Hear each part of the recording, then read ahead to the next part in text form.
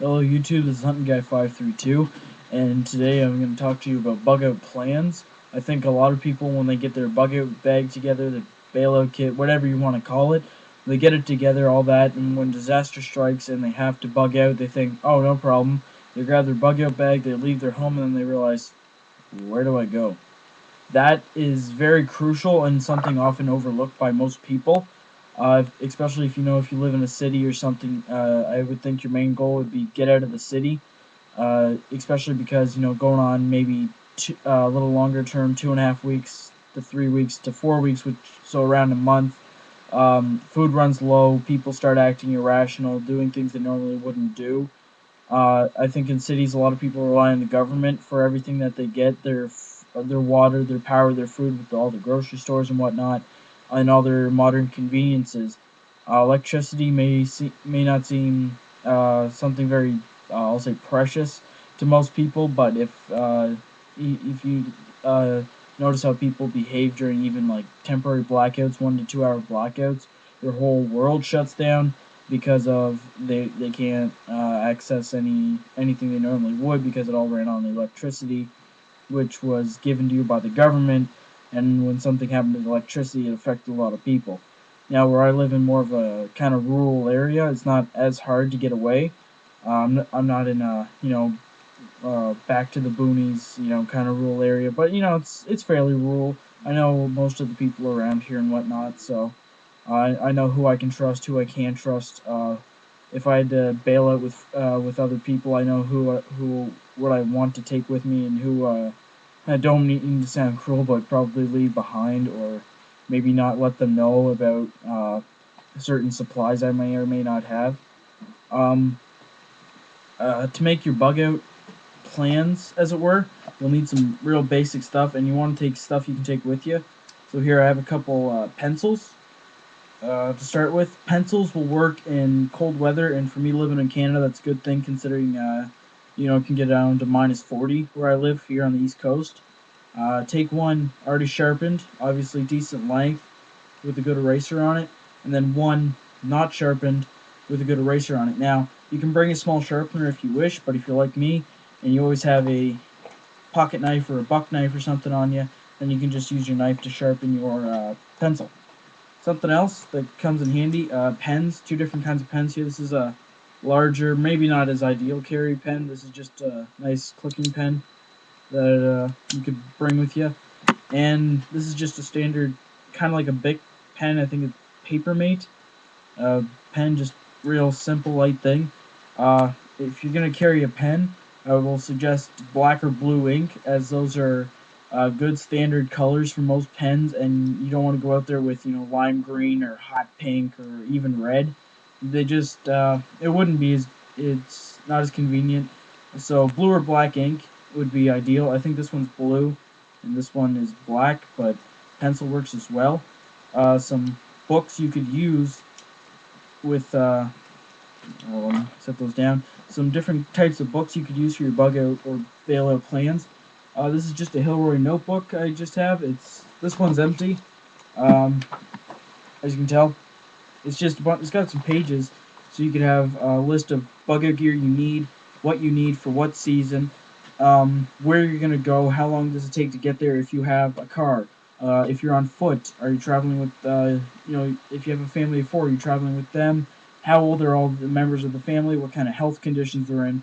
Are you traveling with maybe somebody that's elderly, maybe that's a smaller child that wouldn't be able to keep up as easily? Always gauge your walking times by whoever in your family or whoever's going with you, whoever walks the slowest, because it's better if the slowest person leads than the fastest person leads. Because if the slowest person leads, then it's a pace that everybody can do, and if the fastest person leads, some people could become left behind. Another book would be like it's got my name on it. I'll cover that up. Like this is a Hilroy 250 page notebook. It's got some stuff in there.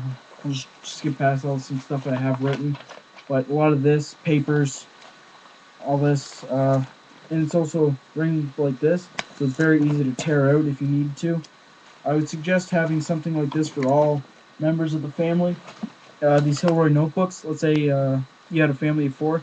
Get a bunch of different colors. So yellow could be dad, green could be mom, pink could be little Susie, blue could be Johnny, whatever. All of them, same information, all that, and have all the information. Where do you go? Where do you get there? How many alternate routes do you have?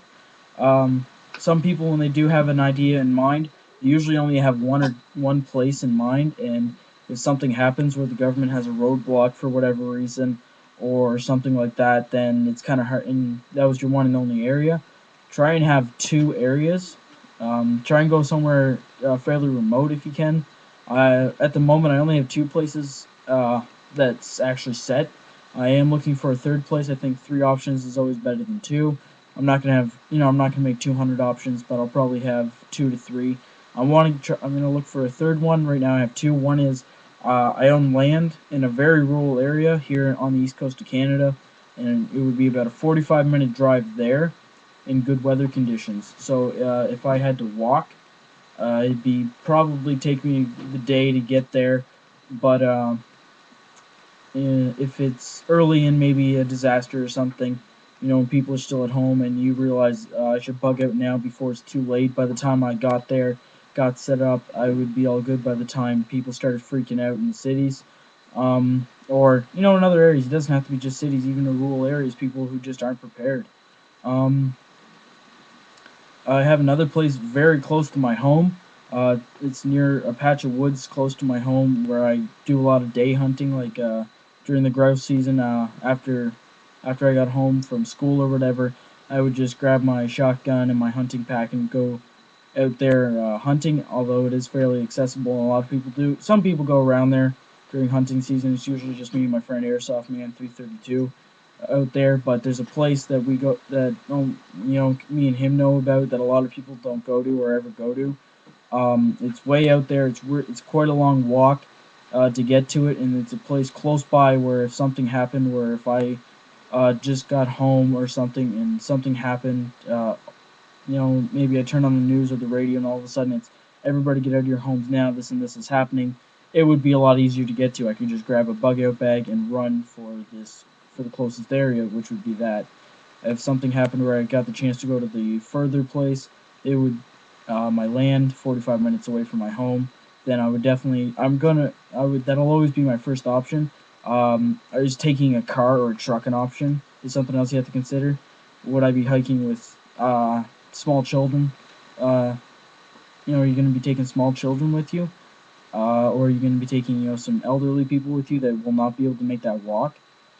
Things you have to consider. Again, things like this with plans. As things alter, as you acquire new members of the family. So let's say you were a family of 3. You had a 7-year-old son, you and your wife or whatever, and then your wife was pregnant and you had a brand new baby girl or baby boy or whatever. Change that in your plans. That's another reason why you could always write it in pencil. If something happens, okay, you could have had me, my wife, and Johnny. Okay, now you have to incorporate Susie. How old is she? Try and have your plans up to date for within a year of everything. So within a year of everything happening. Is your sick grandfather coming and living with you? Is your sick father or mother coming to live with you? Are they healthy? Are they just coming to live with you to help you with a kid? All that kind of thing. You got to incorporate everybody because if you're going to leave your home, you guarantee you're going to take everybody.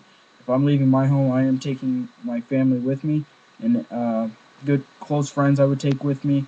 It'd also be a good idea to have a list of people you want to grab. Maybe you've got an older family member that prefers to live on their own to maintain their independence, but in a bug out situation, you want to be able to go and grab them.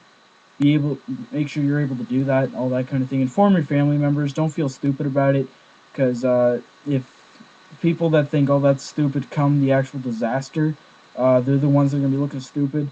So have your plans ready. It doesn't take long to make up a little plan book. You just add your family member's name, age, health, all that kind of thing, and whatnot. So that's it for now. I might do another video maybe on this or more bug out videos or consideration for bug out kits on a later date. Thank you everybody for watching, and feel free to comment on this and any other suggestions you might have on keeping important information like that together, including medical information. Like, do you have severe asthma? Do you have to take diabetic pills and whatnot? And so that's it for now.